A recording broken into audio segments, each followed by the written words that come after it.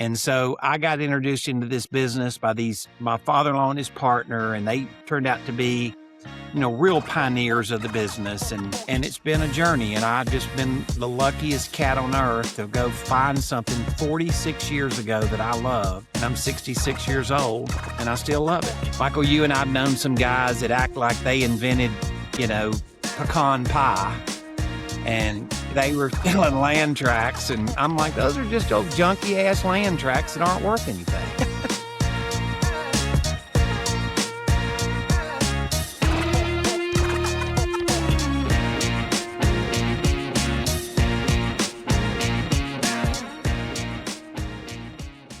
We are ecstatic, probably still doesn't even describe how excited we are to have Eddie Speed, the legend, on the show today. Eddie, I don't even want to try and give you or give our listeners a little background story here, because there's no way I'm going to do it justice. So we kind of have this thing where we'll ask people to give a little superhero origin story, and I feel like we're going to be going down some rabbit holes with you too. So why don't you just let us all in here on the story of how Eddie Speed became Eddie Speed.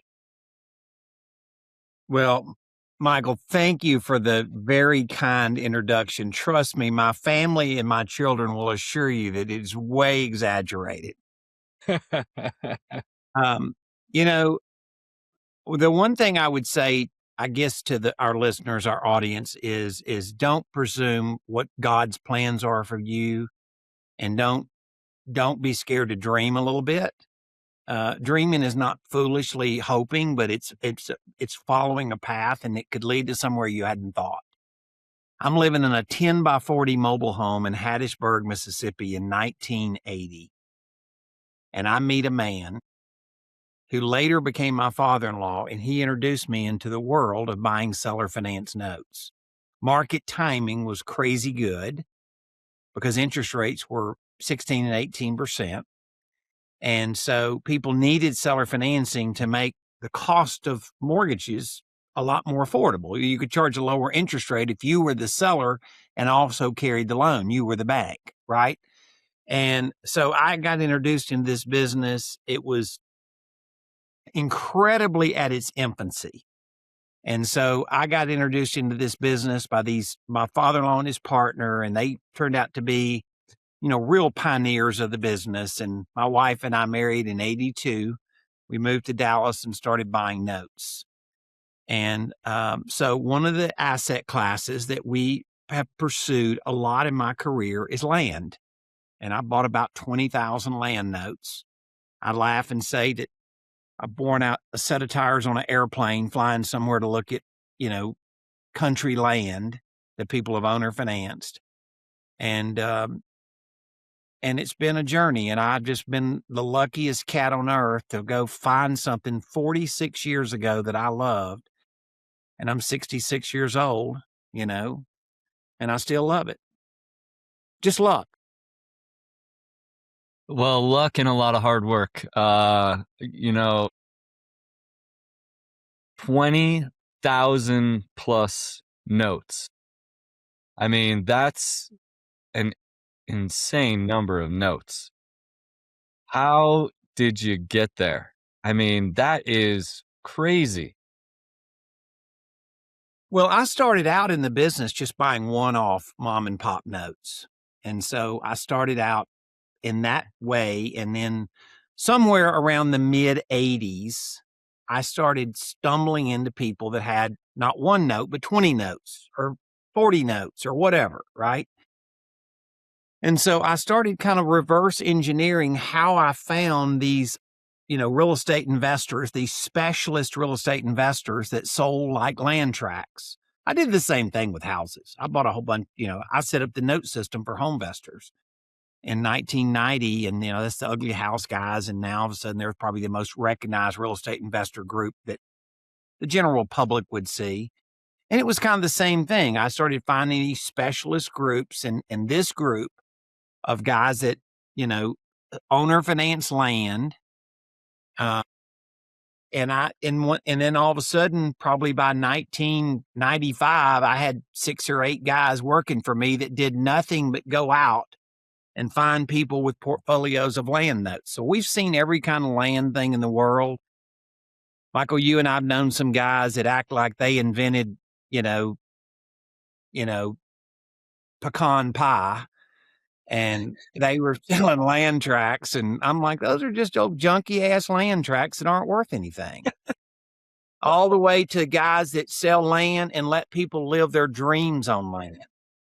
And so I've seen it all a lot, and I usually can jump to, things a little quicker because I've just now seen most of models work out a lot.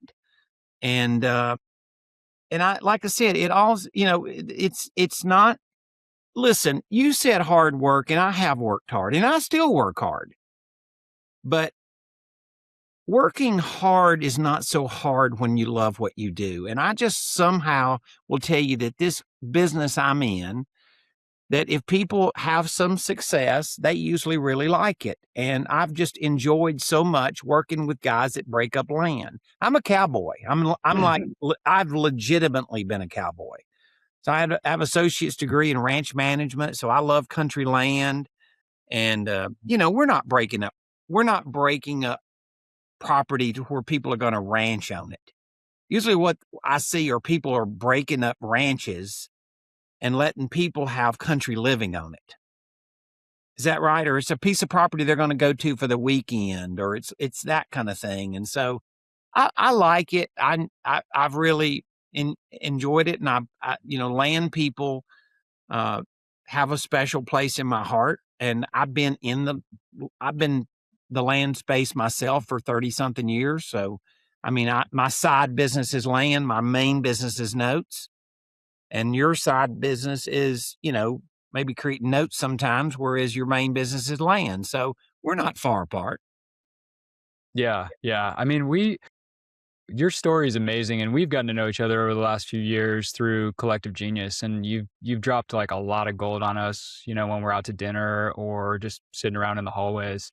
And some of the things that you shared with us, because when we first met you, we were only doing pretty much like the Desert Square model, and we had done a few things outside of that, but we had just tried to scale up. And I think you have a heart for those that start there, and you're like, hey, you know what, it's totally fine to start there. Everybody starts in real estate as a slumlord, and I don't think you meant anything bad by it. You were just like, that's where you have the money at that stage of the business. When you're just starting out, you're young, you want to get in the business, and you've got a couple nickels to rub together and like make something out of it.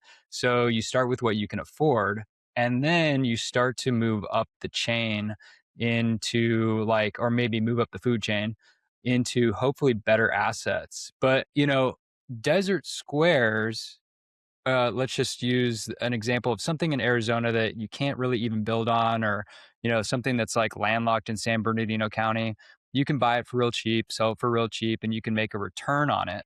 But it's not really something that's usable, right? And I mean, I'd love if you could just kind of share the way up the food chain into something like you're talking about now, where you move from the Desert Squares, you get better at what you're doing, you have a little bit more money, and then you're going to move up into those pieces of land that you like, and what creates a quality note. So, Chris, let me help you with a checklist. Okay.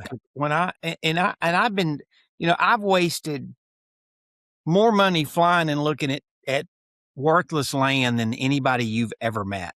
I think that's probably true.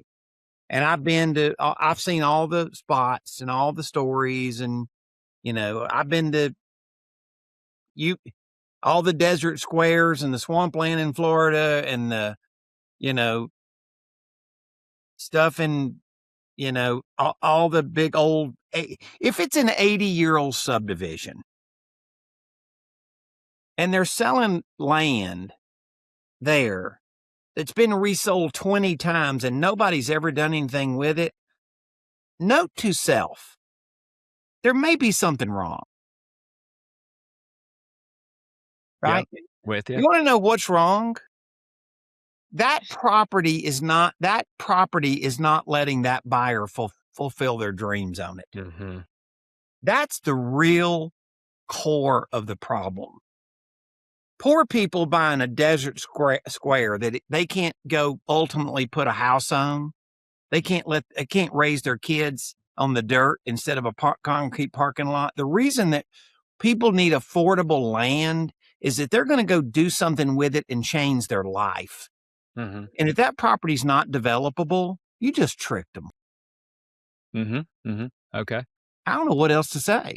Yeah. Yeah. The people Unless you just say, hey, it's recreational the land. people you're selling to are not sophisticated enough in that business. I'm not saying they're not sophisticated about anything in life. Just in that business, they're not sophisticated enough to understand what the problem is yet. Mm-hmm. Right? And unfortunately, the gurus have really smashed out there and taught this. You can go buy it for nothing and sell it and owner finance it. And guess what? Everybody figures out the exact same thing. That paper doesn't pay. Wonder why? Because the buyer can't fulfill their dreams on it. And you can't wash that off.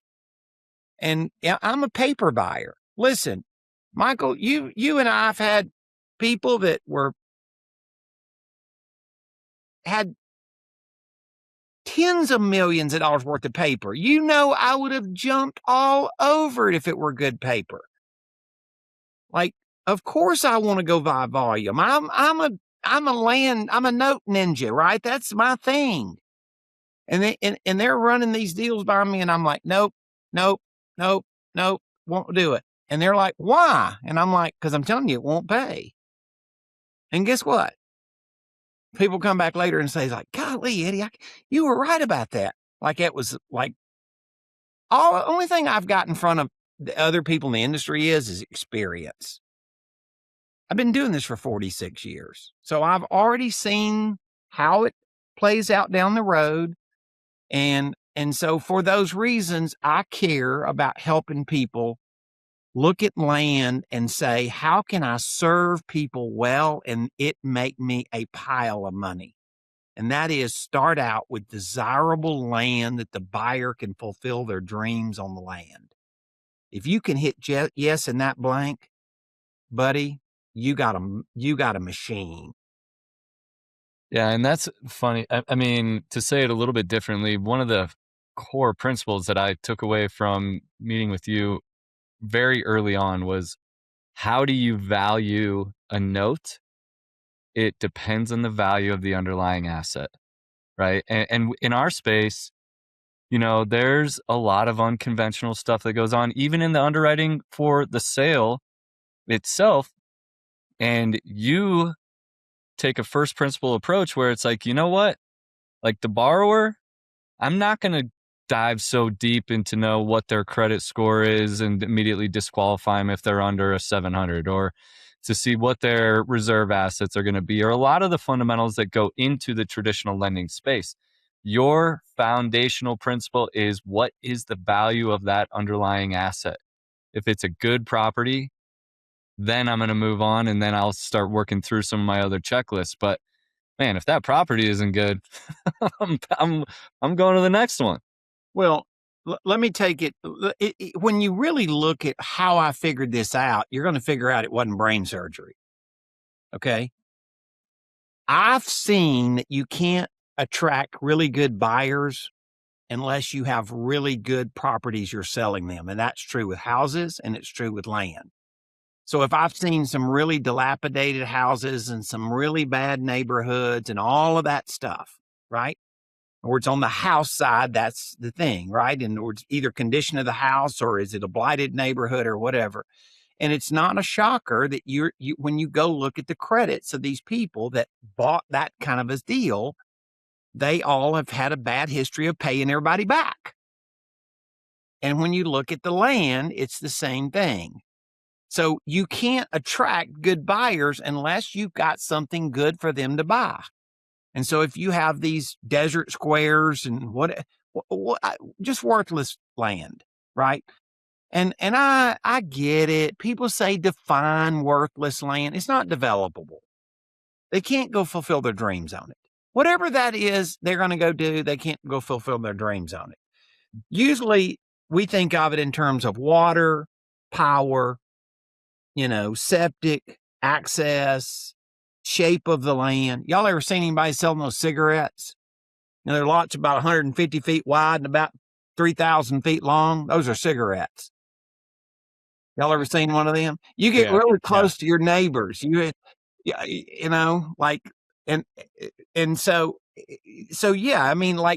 go back and look.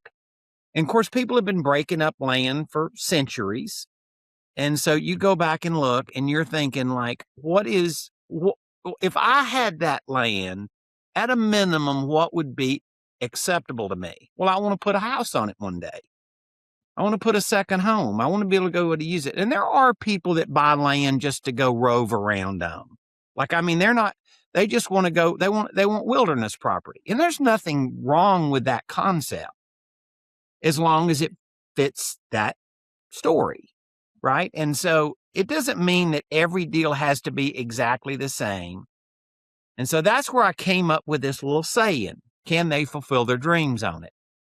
And when you stop and think about it like that, then that lightens up like overthinking like what that is. And, I buy paper. I like to buy paper. People are going to pay me back. I don't want their land. I'm not trying to take their property. I just want to buy a note and somebody just going to pay me back every month. And by the way, when any of you people in your audience are seller financing land, their paper is more valuable to them or to me if I buy it because they've kind of followed some disciplines. And I just feel like at this point, like, I don't have any illusions. Like, it's not like this podcast today is going to go produce 20 portfolios of notes for me. It might, if that's cool, but I just am doing it because I care. I'm not scared to hurt somebody's feelings that's dealing in an asset class that needs to rethink it. And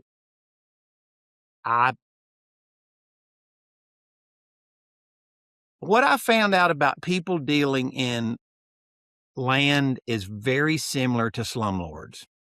A lot of landlords started out dealing in questionable properties and scary neighborhoods because they could buy cheap and rent. And how many guys have you been around now in all these hotshot masterminds? The second that they can get away from those high maintenance, scary properties, that's the first thing they do. When they make enough money to jump the fence and quit being a slumlord, that's the first thing they do. Wonder why? Because it really didn't model the way they thought it would. And so that's what I say is that seeing guys like you that started out in dealing in a certain asset class, which was the undevelopable land, and kind of then developing an awareness. And now all of a sudden you're like, bam, I deal in a completely different kind of property. And so it's a natural progression. And, the one thing that I care about more than anything is, if somebody's never had any kind of guidance, any kind of mentorship, any kind of elderly advice in the business, right? Then all of a sudden I've realized I can't blame them because I'm probably saying things that go awry of what some other gurus told you. I think when we met you, it definitely shook us to the core because we were like, okay, we have these symptoms. We can't quite put our finger on it, but managing our note portfolio is a lot of work. Should it be that much work? And we've got code violations coming in from different states all over the place that are causing us heartache, and people are obviously behind on payments and stuff like that. And it's not all bad because where we were just coming from, we didn't have any money when we started the business in 2014. And like you said, you just have to have a starting point from where you are. If we came into the business, we had a lot of money, or we just had someone that was providing capital, maybe it would be a different story. But you start out where you can, and then you try to move up the food chain. So when we met you and we started talking about this, it was pretty refreshing to hear a different take on it. Because you're right, there's a lot of folks that kind of advocate for just doing that model forever. And we had all those symptoms, and we were like, okay, wow, we've just met a doctor. We've got a doctor that's got years of experience. This is a true PhD, and he's telling us, why are we experiencing these symptoms, and hey, there's some other stuff that you can treat here, and not just obviously take a pill, but you can change your business around. And so we started looking, for better assets. And obviously, like, the desert squares are one piece, and they're not all undevelopable. But even if they're developable, do you want to go and develop them? And that's one of those things where you got to really look at it and say, okay, like, how far out is this property, and can someone do something on it to, It's like the you said, it's fulfill the their dream? 80-year-old it's the 80-year-old subdivision. They're 60 or 80 years old, and they've never been developed out, and you kinda know there must be a problem, right? But, Chris, let me say this. There was a way for you to have started differently. You just didn't know what that way was. Okay? I was living in a 40-year-old 10 by 40 mobile home when I met my father-in-law. So let me just say that money wasn't exactly plentiful. But I learned to go do the business and operate with other people's money. And I learned financial modeling techniques, and I learned strategies then that changed the course of how I went about the business. And so I would say that I'm starting a whole new course with some guys that, in the industry right now, that I'm showing guys how to go buy land and let the seller finance the sale. And there's all kind of ways to structure it and do whatever. And, but once again, the first thing I'm going to do is I'm going to show them a vetting process. How do you vet the land that attracts the buyer who will pay you back? And that's the whole litmus test, right? And once you do that, then all of a sudden you're saying, well, wait a minute, they want $100,000 for this land, and I don't have $100,000. Okay, well, how do I do that? Right? And so there are some ways to do it, to pull yourself up, and it doesn't mean that you have to start out with $1 million. Mm-hmm. Yeah. Let's talk about some of those ways, because there's still kind of a mystery. I mean, are a lot of folks that are joining your program coming in and working, let's say they don't have a bunch of money and they can't just take off work, are they doing their full-time job and then starting out on the side? And if so, like, how long does it take the average person that's doing well to really make a transition and try to make this into or truly make it into something full-time, like a real business? What I've noticed over 4.5 decades in this industry is people that start out part-time with a low budget make it work better than people that start out with too much time and too much money. And that sounds kind of almost the opposite of what you would expect somebody to say. The guy that's out there working on nights and weekends in this business, that person has a motor in them. I'll take that motor every time. Right? The guy that starts out and says, now look, the first thing I want is lifestyle. I don't want to, don't even start. Just don't even start. You ain't ready for lifestyle yet. You ain't made enough. You ain't proven yourself to be ready for lifestyle.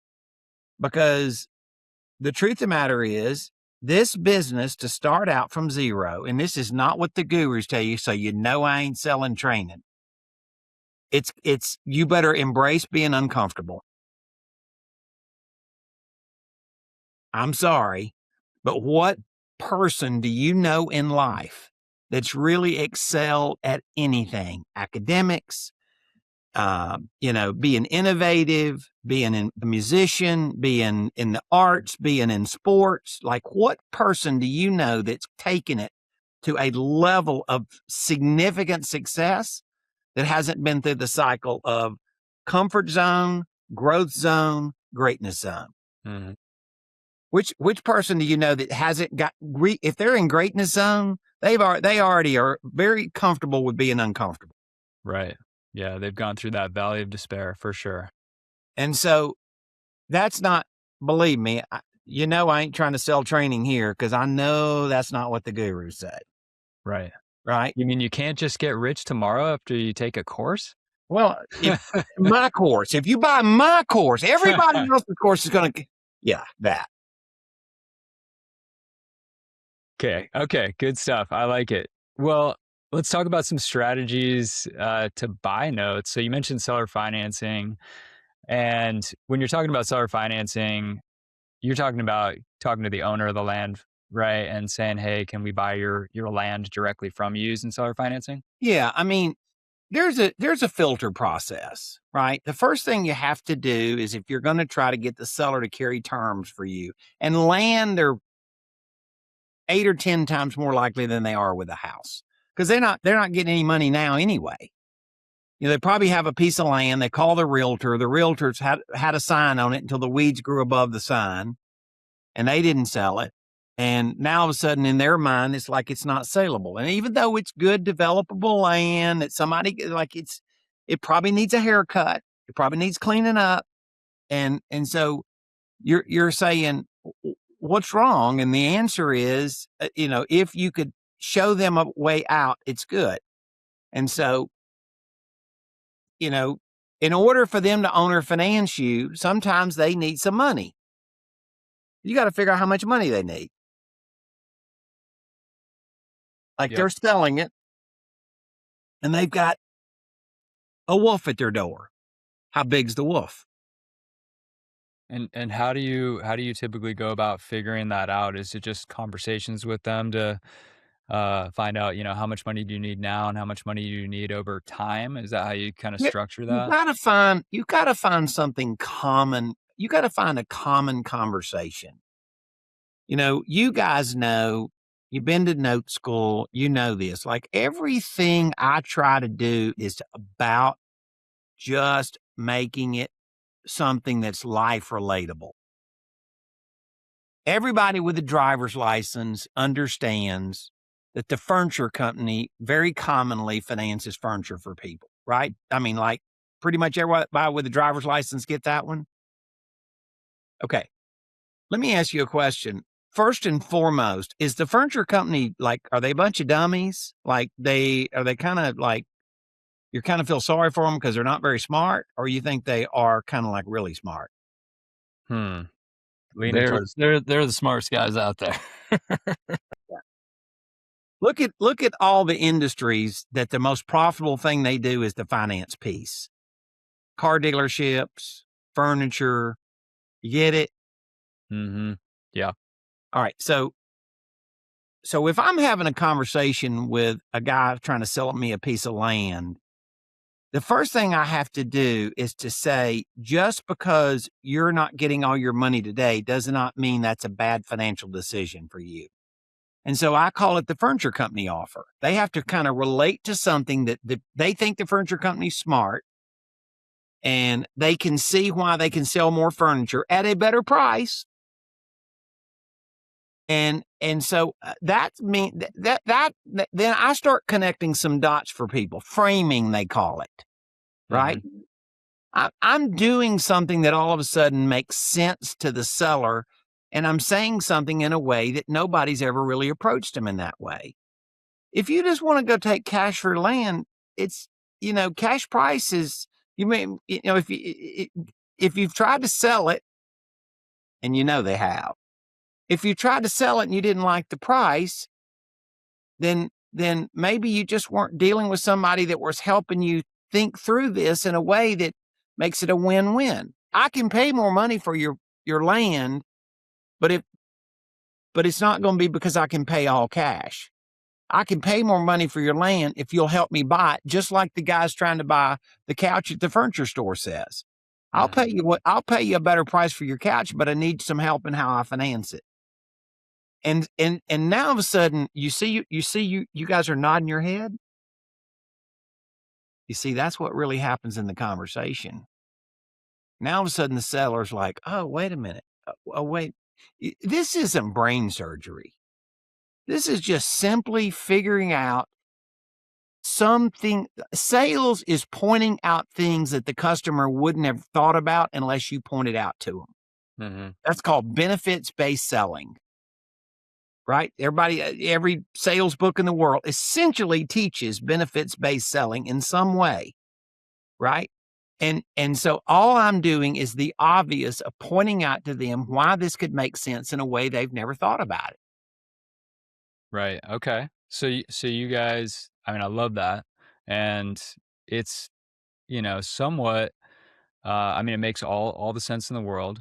And once you get to that point where you've got, okay, an agreement, you understand where they want as far as a down payment and what the monthly terms There's some are. mechanics that Hmm. I'm not going to get deeply involved in today because it's hard to teach without a whiteboard and showing people a little bit of math. It's there there, there's some good ways to structure notes and there's best ways to structure notes if I'm the borrower.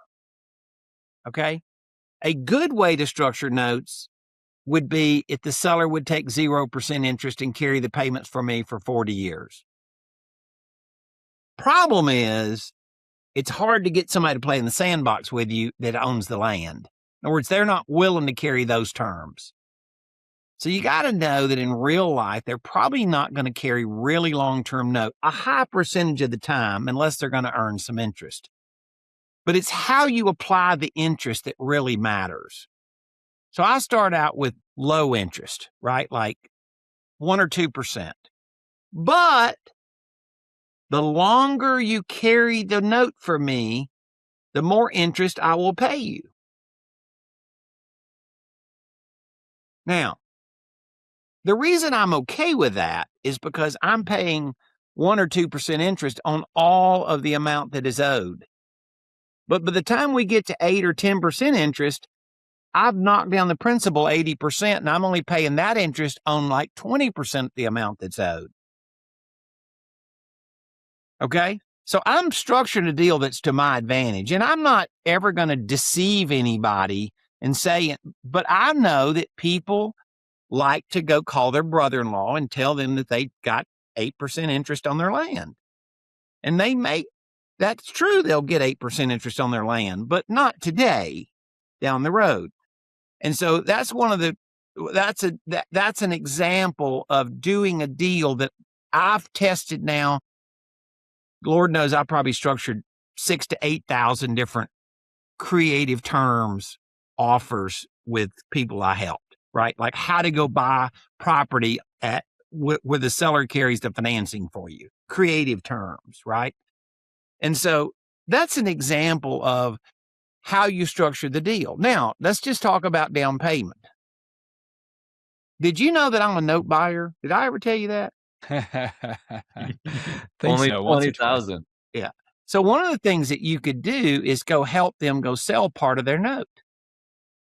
And so instead of the down payment being your money out of your wallet, it's just them selling part of their note, and I give them instant liquidity for part of their note. I give them instant cash.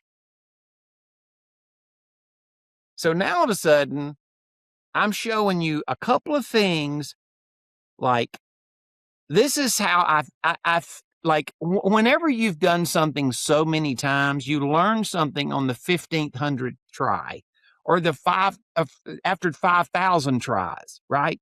Thomas Edison said, I know 10,000 ways that it won't work,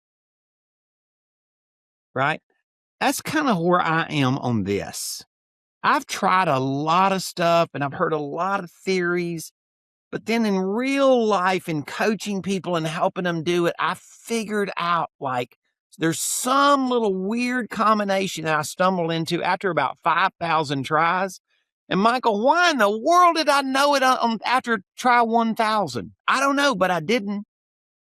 But I finally stumbled into something that really is a combination. And so I will say that most people that make terms offer are offering the wrong offer, and then they say terms don't work. And what I would say is probably their terms don't work for the seller. It's not that terms can't work. It's that the way they're offering it doesn't work. And so I don't think you need $1 zillion to start. You probably need a little creativity and having an understanding of what that even means. And if you learned something in the past 5 minutes, let me just remind you of something. I just broke it down and made it simple. I just said the seller of the land is going to get more money if he finances. If I'm the buyer, he finances me over time. The seller's going to get more money than he is if he just demands cash. Seller's not getting any money anyway. It's not a rent house. It's not making money, right? And so now all of a sudden, I showed you a creative way to structure the note. And I don't mean you wouldn't want a little more guidance, but I showed you a creative way to structure the note that lets them earn some interest. Because the 0% 20-year offer, which every guru in America teaches, is a low percentage shot. I don't care what they say. I'm saying to you that people have shown up at my doorstep with notes. And there's about 15% of people that carry 0 interest rate notes, meaning 85% of people that own or finance properties do not carry it at 0% interest. So I have a sense of like what people will do and kind of like where you've crossed the line, and most people won't do that. So I've never been all hot and bothered about starting out trying to get them to carry 0% long term. I just don't think they'll do it. Mm-hmm. Secondly, but I have to make it affordable. So the way you make it affordable is to start out with a low rate, and the longer you carry it, the rate keeps increasing, right? So that lowers my effective interest rate because I'm paying less interest. I'm paying less interest on the bigger amount that's owed. Bigger amount's always on the front end of the loan, right? The more money that's owed. The second thing is like, okay, what if he needs some money up front? Well, now you can get into the wolf at their door. Now that I've talked about doing the smart thing that insurance companies do, let me ask you a question. If I buy a couch at the furniture company, how big of a down payment do they make me make? Oftentimes 0. Exactly. You see how I keep using the furniture company and what's normal to them? So understand, I can sell more furniture for more money if I make financing easier for my buyer. But you're saying you got a wolf at your door. You have an immediate cash need. Yeah. Now, if you want to get the most money for your property over time, but you still had an immediate cash need, how much real money do you really need over the next 3 or 4 years? I'm talking about like for real. Every time you think up a higher number, it's going to it's going to be pretty impactful of how much money you can get over time. So now let's get to how much real money you need up front and what does that look like? And I have found that framing changes. I call it the truth serum of how much of when they'll really tell you the truth about how much money they need. You know, people buying and selling tell each other tales sometimes, right? They'll say something that's not really how it is. They're not really liars. They're just horse trading, so to speak, right? I'm winking as I'm saying that. And so understand that what I've learned is that this all of a sudden starts framing up the case. And so you can go chase good land, and you have to go be able to do creative things. And I'm just giving you 2 or 3 examples of like, okay, when you say creative, Eddie, what does that mean? It means knowing how to make an offer and how to get the seller's buy-in that financing is a smart decision. It means that doing it in a way where that they could go sell part of their payments on a note so that you instantly know they can walk away with the closing with some money, but it didn't necessarily come out of your checking account as the buyer. You're using a note buyer to buy part of their note. And so all of a sudden you start realizing, you know, this isn't it quite as hard as I thought it was. Yeah, man. I mean, thank you for breaking that down and simplifying it for us, because that's exactly what we're trying to encourage our listeners to do with the seller, right? You have to simplify it in a way that they'll understand it, but you have so much opportunity in creativity. I mean, I'm I know that I had never heard of, I mean, we've heard of land arbitrage before, right? Where you go in and you're going to basically ask the seller to finance the property when they sell it over to you. But how many people have heard that you can do stepped up interest over time? How many people have heard about being able to uh, basically give them more down, right? So you can finance the portion of the note that you're financing from them, and they are able to capture more money right away. There's so many different levers that can be pulled and ways that you can be creative in order to meet their needs to get the deal done. And so that, I think, is a teaser of what we learned going through Note School, right? So let's talk just a little bit about Note School. Tell our listeners what you built there and how that can help them. Well, I figured out that, real estate investors are good at finding leads. They're good at running marketing to leads. They're good at getting on the phone and talking to people about selling a property, right? So real estate investor has some things that I'm not necessarily their coach for. But when it comes to creative financing, I started learning that they generally didn't ask the right questions. Even the top training companies in the country that taught negotiating and buying properties, I know because I've been brought in to coach for their folks of how to go buy on terms.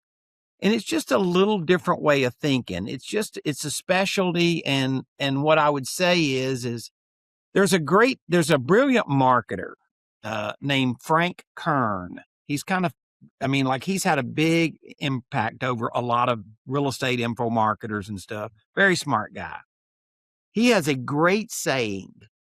He says, dispel your disbelief. So what I would tell people is when it comes to like creatively structuring offers, just because you've tried something and it didn't work, don't dispel the whole idea. Like maybe you just tried it the wrong way. Like how many teenage boys try to get a date with a girl and don't approach it the right way? Right? Yep. Like most of them. Mm-hmm. And so once again, they don't know quite what to say. They just haven't been taught. They just, and they're going to figure it out. Eventually they will figure it out. But the truth of the matter is we look as adults and we're like, dude, what in the world? Like, did you think that was going to you think that was going to be really cool? You see what I'm saying? And so understand that I look at the same thing, is that I'm just dealing with people that have gotten to a certain point and they want to do land and they want to do this. And they say, man, if I could just know how to go make creative financing work, I could really change my business and play in a much more, a bigger field financially than I thought I could play in. And the answer is I just have figured out, like, people just they just haven't been taught. And I got to have a lot of fun with guys like you guys, and got to teach some really good guys a very specialized little field. And along the way, I probably helped people structure literally 6,000 to 8,000 different deals. And I've gotten to where I'm not as complicated as I used to be. I teach about 3 different ways to make an offer now. I mean, I can, believe me, as you guys know, I can come up with 800 different ways to structure it. But then as you said, it's too complicated for the customer. And so there's some really simple stuff I've learned along the way that's like, just make an offer. And as you said, like, there's a way to go structure it with interest, less interest now, higher interest down the road, all that, just some basic stuff. And then knowing how to go do it. And all of a sudden, I think you'd be surprised. Like, wonder about all the customers that turned you down because you made a cash offer that just was completely unacceptable to them. Mm-hmm. Any guy in the land business ever had that problem? Man, yeah, just everybody. and it's kind of like you're a one-trick pony. You're just, hey, do you want cash? Because I can buy your land in 2 weeks and give you all cash. But that's not the solution that everybody wants. So what I really like is you do really simplify it, and you get on their level with the furniture company as the comparison, because it just makes all the sense in the world. And then I think the piece that's really cool is you're giving them liquidity if they want it. If they want, let's say, they do need, I don't know, $50,000. They need $50,000, but you don't have it as the investor. Then you can structure it and then come to you or someone that will buy that. And you're going to sell a partial, right? And then you're going to pick up that partial as the investor, Eddie, through your business, right? Yeah, and that provides liquidity, and that's super creative. I mean, actually, a question for you to get in the weeds for just a second. If you do one of the stepped up loans and you buy the partial, um, can you just walk us through that just a little bit? I mean, how does that work when you're buying the partial? Are you buying like the end of the note, the beginning of the note, somewhere in the Yeah. middle? So two basic things. Let me write some definition around a stepped up interest rate note. Literally, it could go from 1 to 12%. Be a 12-year note, 1% year one, 2% for year two, 3% for year three, and so forth and so on, right? All the way up to year 8, it's 8%. Year 10, it's 10%. Year 12, it's 12%. And you're going like, Eddie, how could I ever pay that much interest? Because you've solved the principal down to a fraction, like, 20 or 10 or 20% of what was originally owed. So you're paying that high interest, but on a way lesser amount of principal. So it's not so oppressive for you paying higher interest, but it does sound good, right? And people like it, trust me. Mm-hmm. Secondly, is a partial is if this is a timeline for 12 years, okay? My little writing pencil that I do, on my computer, right? This is a third of the note. This is 2/3 of the note. And this is the last third of the note. What if I just bought the first third of the payments?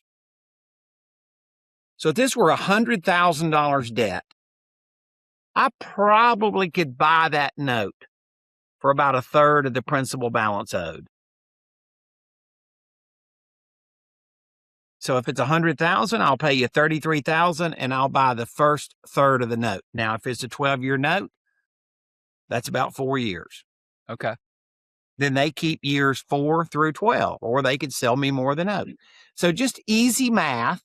Believe me, you guys know I can whip out the old calculator and do all kind of wizardry, but we don't need to do that. I've run this math enough. This is probably true.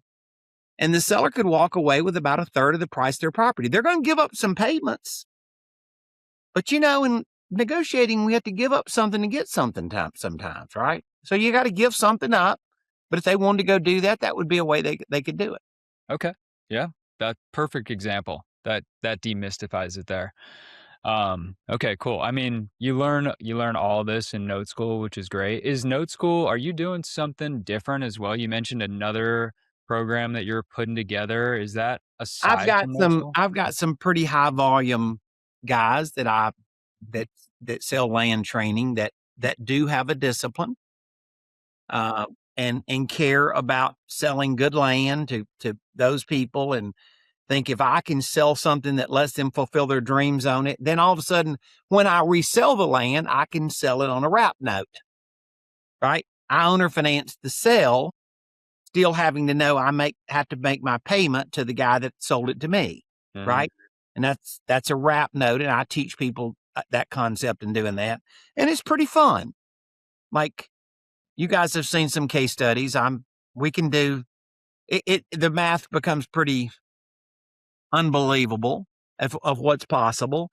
And, but I don't start people out at the most advanced things. You guys have hung out with me enough that I can do something pretty advanced and you're going to follow me. Right. But I just start out with some pretty basic stuff like this and say, this is how you go chase better land. Now listen, the guy that owns a piece of land that Walmart's fixing to put a building on, this isn't appropriate for that kind of property. This is people that are selling country land that are struggling with getting a price because the typical realtor isn't great at selling country land, not because the land's bad. Yeah. I'm Does that glad you clarified that, because you're probably not going to use this right there in the heart of the commercial district downtown. Yeah, I mean, like there's a land that is too marketable for this to need this kind of a strategy, right? But the land that you guys have chased, which you're really good at, you're finding something that's just a little outside the market, still good land. And the realtors aren't super, like you have to find a realtor that's good at selling land. They're almost a specialist in land. Yeah. And that's not on every street corner you find that person. Yeah. It's I'll tell you, we've tried a lot to find good land realtors, and it's a process. So I'm not with you on saying they that. don't exist, but they're not No. on every street corner. Not at all. Not at all. You gotta dig and find them. So, okay, good stuff. So country land, and I mean, it makes perfect sense. Eh, you mentioned ranches and turning ranches that were working ranches into like country living, you know? Um, I mean, what's a typical working ranch? Is that like, is someone thinking to go after a property that's 1,000 acres and turn it into 40-acre tracts? Or, Mhm. I mean, is that kind of what you're That's an envisioning? example. I've done a lot of that stuff. I particularly was involved in a whole bunch of projects like that in like South Texas. And these were people that were pretty close to Mexico. And they sold to people that were of Hispanic descent, to people that wanted to live close to Mexico, but they don't want to live in Mexico. They want to be kind of close to their family there. And they call them, the Hispanics call them ranchitos, right? They're 20-acre, 40-acre tracts. And that paper, the stuff we did in that business was just golden. I Okay. mean, golden. I'm reselling a piece of property right now in Eagle Pass, Texas, through a smart land specialist realtor for 120,000, and they're paying me 80,000 down. No kidding. I'm only financing 40,000 bucks. What's the Amazing. chances that loan's going to work out okay? Yeah. They've got a lot of skin in the game. You got it. So that's not always the case. I mean, that's an extreme example, and I'm sort of saying that for a little bit of, to make the point. Sure. But yeah, so I mean, like it doesn't have to be 40 acres. It could, depending on. I tell people that if you kind of look at big cities, usually it's about 2 hours from a big city. It's about a 2-hour drive from San Antonio. It's about a 2-hour drive from Houston or Dallas or Oklahoma City or St. Louis or wherever. Like if you kind of look at people, how many friends have you ever known that said we went to the farm for the weekend? We went out and let the kids ride around on the land. We went to the ranch. Think about that. So it needs to be some kind of a commutable distance from a bigger area, and people are just trying to escape. They're just trying to go enjoy the countryside a little bit.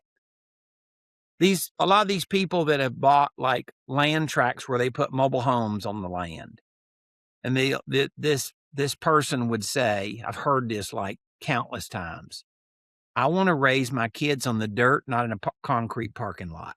Mm-hmm. Heard it too. Yep. So, Eddie, real quick, I mean, for the listeners out there, there's so much value that you add in here, right? If people are looking to sell notes, high quality dirt, high quality properties, they can come to you. If they want to learn the note business, I'm probably going to start down the road with note school, because they're going to have to learn a little bit more about notes. And this wasn't a hook today to drag people into note school. I just like you guys, and I think you're good guys and you're go-givers to the industry. And I just thought it would be fun to have fun with you guys. They can come to Note School and hang out with us. We got all kind of ways they can just noteschool.com. They can come out and hang out with us. And, if you want to come to a class, you can do that. This is the no sell approach, right? I just tell people what I love to do. Yeah. Yeah. But so with notes, if you are a note buyer, which you also learn about in Note School, right? And so if you're the note buyer, what would be a decent return? Because I think a lot of people who are not necessarily in the real estate space, who are trying to look at this as kind of either a side gig or something, but they're used to investing in the markets, right? And they're used to these, how do I get an 8 to a 12 to a plus return there? With no leveraging technique, you can get like a 9 to probably 12% return. I teach people leveraging techniques where the return can go crazy up, right? And you kind of, when I show people how to do it, and you guys know what I'm speaking of, right? It's not really that hard. It's not, but once again, it's a lot easier to be taught something than it is to go do it. I'm going to ask one last question before we close it up. If you were going to learn to play basketball, would you go to the park and get a bunch of ex-college basketball players and get in a pickup basketball game and you'd never played before? How would that work out? They aren't going to pass you the ball, that's for sure. So the point is learning some things and learning some basics are really important before you get out there and get trying to go make everything to pull together. Like if you'd never bounced a basketball, the first thing you do when you got to pick up basketball game, you'd be like, I'm lost. So I just try to get people to where they're ready to start playing. That's what Note School does. Yeah, well, I agree. And Eddie, we're so grateful to have you on here. It's been so fun to catch up, man. I want to just plug, I think it's a tremendous range of the way that you help people, right? I mean, if people want to sell notes, they can come and sell you notes. If they want to learn how to buy notes, they can come and learn how to buy notes. If they want to learn some of these really creative strategies with partials and with the stepped up interest rates and just the structuring and creativity there, they can come to you. There's so much that you've been willing to share and pass along to people. We've benefited tremendously from it. We are very grateful. We have changed the whole trajectory of our business and our careers, largely attributed to a lot of the conversations and dinners that we had where you just told us straight up. And you were one of the first people to do that. So we're so grateful to have you on here. So people can find you on noteschool.com. Any other ways they could find you? Sure. We're on social media. You can go to Eddie Speed on Facebook. Don't get your feelings hurt if you try to be a friend of mine because I'm already maxed out. That doesn't mean we're not friends. It doesn't mean we're not friends. But you can follow me on Facebook because I put some pretty decent stuff on there, pretty cool stuff on there. And, once again, like I have a heart for this. I'm a specialist in the business. And if I haven't like blown somebody away today and they're like, you know what, Eddie, I think he's right. I start out with teaching people how to bounce the basketball, right? We're not going to get in the NBA playoffs this afternoon. Yeah, but you also have the ability to take them all the way up to. I can play there. You can play there. Yeah. So cool. Well, thanks, Eddie. It's been a real pleasure, man. And we'll have you back on again so that we can tell some of the fun stories that we've heard on all the deals that you've done. That's great. I enjoyed it. Awesome. Yeah. Thanks, Eddie.